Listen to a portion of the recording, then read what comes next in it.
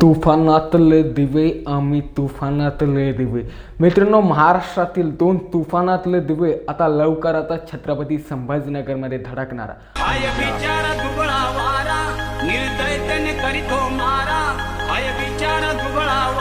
महाराष्ट्रातले दोन वाघ आता एकत्र आले, ते म्हणजे या भ्रष्ट व्यवस्थेला धडा शिकवण्यासाठी. नमस्कार मित्रांनो, मी योगेश पाबळे. मित्रांनो, आता लेटेस्टमध्येच रविराज पाटील साबळे आणि विठ्ठल कांगणेसर यांनी दोघांनी एक पोस्ट अपलोड केली आणि त्याच्यात कॅप्शनमध्ये लिहिलं की आता बिग ब्लास्ट होणार आहे, तो म्हणजे छत्रपती संभाजीनगर येत आहे. आता कशाचा बिग ब्लास्ट होणार आहे, काय होणार आहे, काय ते मोठं होणार आहे, सविस्तर समजून घ्या आजच्या व्हिडिओच्या माध्यमातून.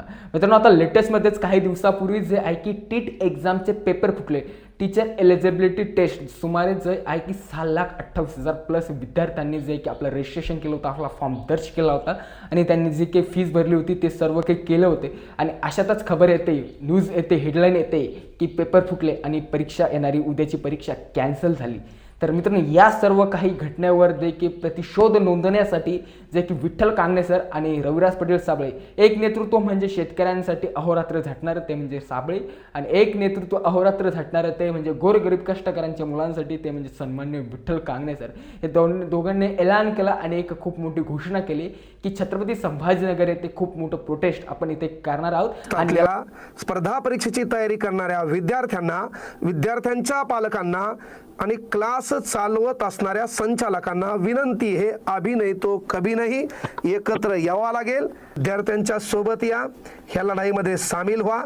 लवकरच आंदोलनाची रूपरेषा कळवणार आहे आणि याला लाखोंचा जनसमुदाय, हा जनसैलाब जे की विद्यार्थ्यांचा इथे येणार आहे. मित्रांनो, तर आपणही या आंदोलनात सहभागी व्हा. मित्रांनो, छत्रपती संभाजीनगर येथे विद्यार्थ्यांचं सर्वात मोठं प्रोटेस्ट असणार आहे, सर्वात मोठं आंदोलन असणार आहे. कारण की विचार केला असता सोशल मीडियावरती फेमस TRPचा, तर रविराज पाटील साबळे यांनी गेल्या फक्त आणि फक्त 8 ते 10 दिवसा कालावधीमध्ये 1.1 मिलियन फॉलोअर गेन केले, ते म्हणजे 11 लाख फॉलोअर. हालांकी काही दिवसापूर्वी रविराज पाटील साबळे त्यांची ओरिजिनल जी इंस्टाग्राम ID होती ती म्हणजे 2.4 मिलियन अर्थात 24 लाख फॉलोअर असलेली ती ID जे की भारतातून काही कारणास्तव सस्पेंड केली. त्याच्या मागे बरेच काही कारणं सांगण्यात येऊ लागले की सरकारच्या माध्यमातून ID सस्पेंड इथे करण्यात आली. त्याच पद्धतीने जे की सन्मान्य विठ्ठल कांगणेसर यांची देखील मागील 3-4 महिन्यापूर्वी त्यांची 1.7 मिलियन 17 लाख असलेले फॉलोअरची ID देखील शासनाने इथे काही भोंदू बाबा खारातवरती त्यांनी जे काही व्हिडिओ क्रिएट केला होता त्याच्या माध्यमातून सस्पेंड केली होती. म्हणून म्हणतो की हे दोघेही जण आता महाराष्ट्रातील खूप मोठे टायगर आहे, वाघ आहे, ते म्हणजे खूप जास्त फेमस आहे.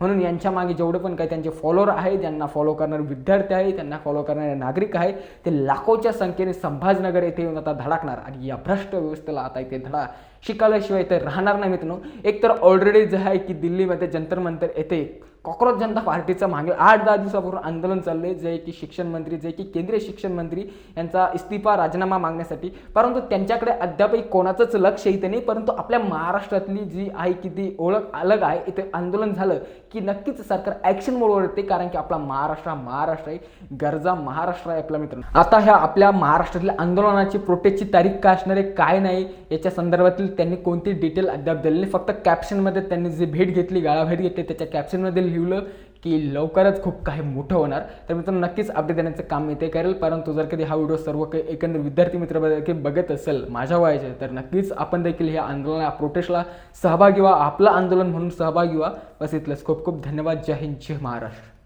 छत्रपती शिवाजी महाराज जन्माला यावे लोकांच्या घरात, या भूमिकेनं कधी स्वराज्य निर्माण करता येत नसते. स्वाभिमानाची आग धगधगती निर्माण करता येत नसते. स्वतःचं राज्य निर्माण करता येत नसते. ते स्वतःच्या रक्तात असावं लागते. आणि म्हणून अन्याय आपल्यावर व्हायला, तर आपल्या अन्यायाच्या विरोधात भावांनो आवाज आपल्याला उठवावा लागेल, एकत्र यावं लागेल.